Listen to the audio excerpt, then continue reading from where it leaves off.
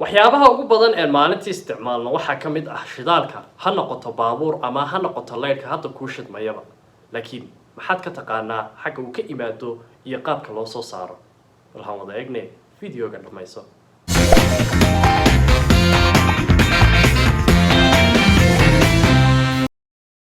shidaalka waxaa lagu fasiraa in ay yihiin xayawaano iyo geedad dhowr milyan oo sano ka hor dhintay oo ay ku jireen dhulka hoostooda. samaysanka shidaalka waxaa ka qayb qaata in uu ahaado organic oo ah shay noolaa sida xayawaanka ama dhir. sidoo kale kulaylka iyo temperatureka uu ku hoos jiray dhulka iyo timekii oo ah intaasoo milyan oo sano oo ay ku qaadatay si uu shaygani u noqdo shidaal, iyo ta ugu dambaysa oo ah cadaadiska uu ku hayay dhulku.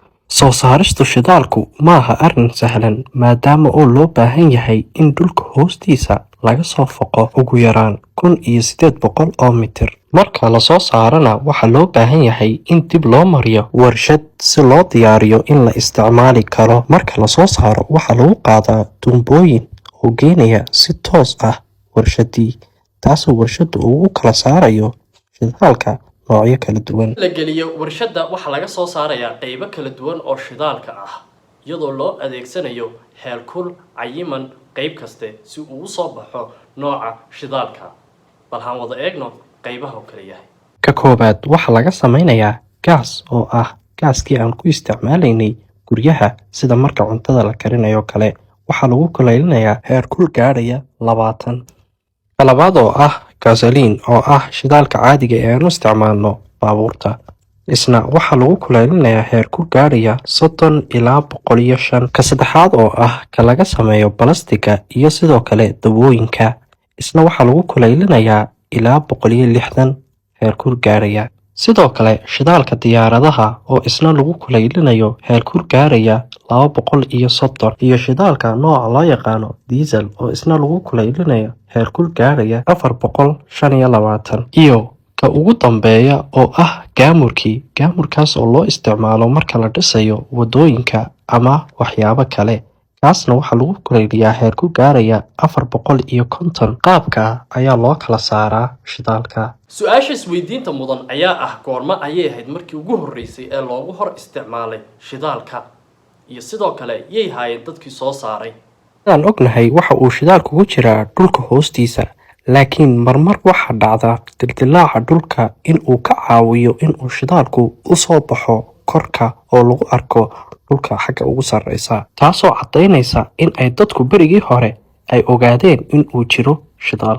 dadkii ugu horreeyay oo ugu hor isticmaalay waxay hayeen baabiliyiinta oo ahayd 6000 oo sano ka hor, iyagoo u isticmaali jiray dhismaha iyo sidoo kale qalabka dagaalka iyo dawo ahaan. ka hor qarnigii 19aad shidaalka dadku waxay u isticmaali jireen dawo ahaan iyo dabka ilaa ay ka gaadhaysay 1850 markuu James Young oo Scotland u dhashay iyo Abraham oo Canada u dhashay ay ogaadeen in shidaalka laga soo saari karo gaaskaas oo lagaga maarmi karo dhuxushi, gaaskaas oo loo isticmaali karo faynuuska oo lagaga maarmi karo si fudud shamaca iyo dhuxusha, taasoo run ahaantii kana jaban oo kana kharash yar, taasoo run ahaantii bedeshay mustaqbalka shidaalka oo ka dhigtay maadada labaad ee adduunka ugu qaalisan ee ugu isticmaalka badan leh. ilaa laga gaarayay 1900 markii wax kasta oo dhuxul ku shaqaynaya loogu bedelay shidaalka, sida doomihii iyo tareenadii loo bedelay wax ku shaqaynaya shidaal ahaan. ceelkii ugu horreeyay waxaa laga faqay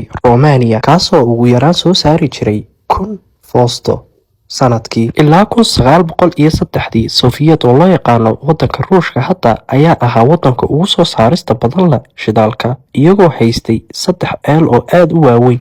ilaa 1920 markii laga helay Mexico shidaal ayay waxay noqotay iyadii America marka la isku daro shidaalkooga in uu ka noqdo 86% shidaalka la isticmaalo caalamka. marka aan maqalno shidaal waxa maskaxdeena ku soo dhacay inta badan bariga dhexe ama sidoo kale carabta.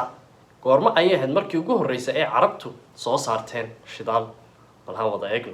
si aan uga jawaabno su-aasha aan ku laabano markii ugu horreysay ee bariga dhexe laga helay shidaalka, waxaana ugu horreeyay wadanka Iiraan oo 1908 laga helay 2 ceel, kadibna 1913 waxa ay geeyeen shidaalkoogii suuqa caalamka. Kadib waxaa ku soo xigtay waddanka Bahrain oo 1925 markii ugu horreysay laga helay iyagna, ilaa laga gaarayay 1932 oo markii ugu horreysay ay ka iibiyeen shidaalkoogii waddanka Jabbaan. haddana kadib waxaa laga helay Ciraaqna waxaa ku soo xigay Kuwait, kadibna Sacuudi Carabiya ayaa waxaa laga helay shidaal aad u badan 1938, kadib Qatar iyo Imaaraadka. balhaan eegno wadamada Afrika ee ugu horreeyay ee laga helay shidaal. Afrika waxaa ugu horreeyay Angola oo laga helay 1955, sidoo kale waxaa ku xigtay Nigeria, haddana waxaa laga helay Aljazaa'ir ama Algeria sida loo yaqaano,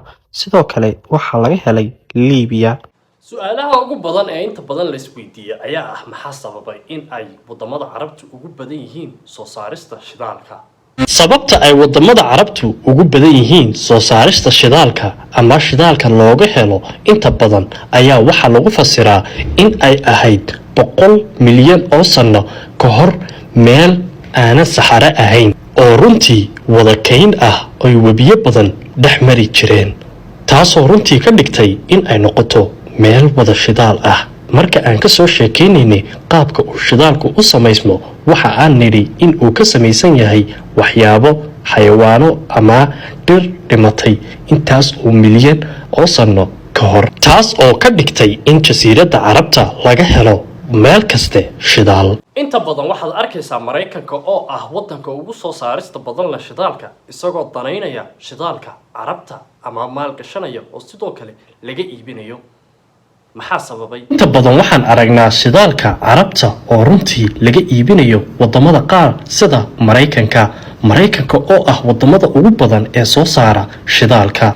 farqiga u dhaxeeya labada shidaal ayaa runtii ah in shidaalka carabta uu ka fudud yahay soo saaristiisu, waayo shidaalka carabta waxaa la faqayaa ceel, sidaasna waxaa looga dhaansanayaa ceelka.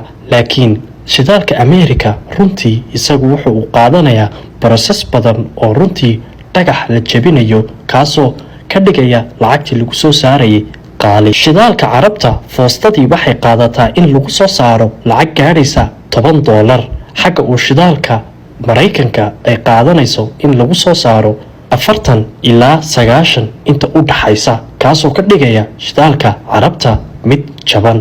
laakiin caalam ahaan waxa ay qaadataa wadamada kale soo saarista shidaalku 40 ilaa 30, kaasoo ka dhigaya shidaalka carabta ka ugu jaban ee la qaadan karo meel kaste. runtii dad badan ayaa isweydiinaya maxaa mararka qaar shidaalka qaalaysiiya iyadoo intaas oo wadan soo saarayaan. run ahaantii jawaabta ayaa ah maadaama ay dagaalo iyo wax badan ay jiraan, ayaa waxa ay sababaa in shidaalkii uu wadanku imanayay uu sababo dagaalkaas oo laga wareejiyo dhinac kale, transportationka ama socdaalka dartii inay ku soo korodho qiimo kale. waxaan soo gaadhnay fiidiyoga dhammaadkiisii. haddaad fiidiyoga ka faa'iidaysatay nagu soo biir, sidoo kale kommentiyada noogu reeb aragtidaada.